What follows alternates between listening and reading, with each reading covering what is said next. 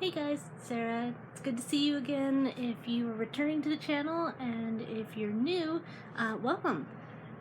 Please consider subscribing. This is my journey to lose a bunch of weight and learn a lot about cosplaying and costume design and stuff. And today I'm going to be talking a little bit about what I've done to kind of change my eating habits in order to help me lose weight.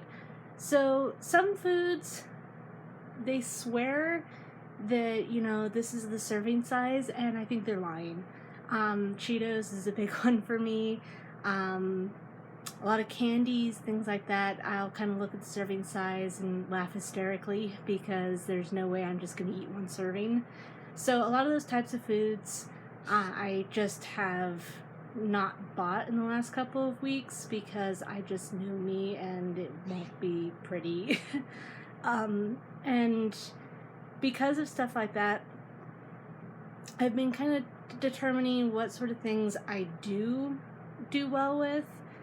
So ironically, ice cream, I can get a serving of it, dish myself up. It's either usually a half a cup or 2/3 cup, depending on the brand. And I dish up a serving, put it in one of my little cups, sit down, watch anime or play a game on my computer or whatever it is I'm doing, and I'm good with it, and I can just eat that serving and be, satisfied and move on with my day. Other foods, not so much.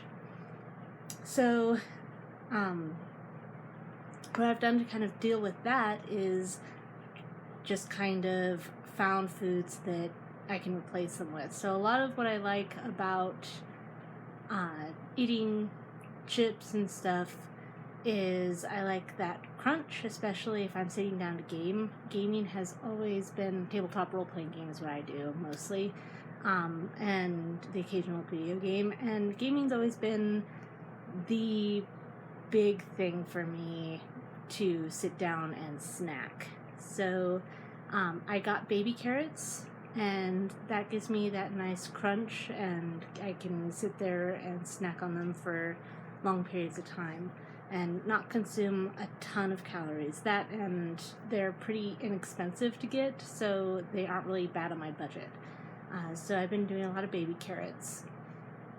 I'm still working on finding something to satisfy that really salty thing. I do popcorn sometimes because that's pretty low, that's a lot lower on the calorie count than potato chips and deep fried corn puffs and things like that.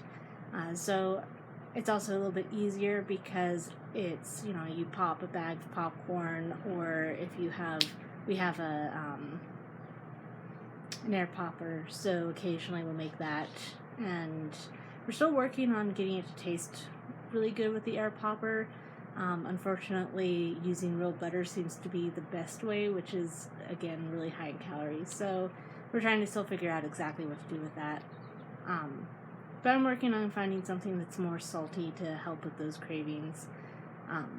But generally, baby carrots have really been like a lifesaver for me. So that's kind of, some of the things that I've been doing. I also, when I serve food, I always try to measure it now, whether it's, oatmeal or burrito or whatever. I try to figure out what the calorie count of the things I'm putting into the dish are, and I have a couple of apps that I can create recipes on, that I can load up the ingredients and then tell them how many servings it is, and then I can log that serving in a calorie counter so that I have a much easier time figuring out how many calories I eat in a day, and that's really helpful for me. So calorie counting, replacing foods that are really high calorie with no real benefit, and then just limiting my portion sizes. And it all sounds like it's really easy to do, and it can be, but it's just getting yourself in the habit of doing it.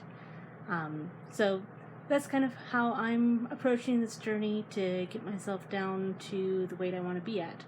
I am thinking that maybe I might not go for 115, or I might go up it a little bit.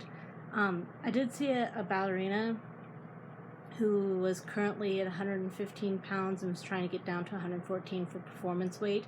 And she didn't look too underweight. She actually looked pretty healthy, pretty muscular, in that lithe sort of way. And so I might be able to do that, but it also might be too difficult for me to get that thin without increasing my exercise a lot more, because I tend to be just a little bit more on the heavy side, and I don't tend to exercise a ton like she does. So I might increase that up to 120, 125. 125 is what my lowest weight that I remember having in high school, after I got to my full height. So I might just shoot for 125. Still trying to decide on that. Anyway, it's been good talking to you guys. Thanks for tuning in and, joining me on this journey. I'll see you guys next time. Bye!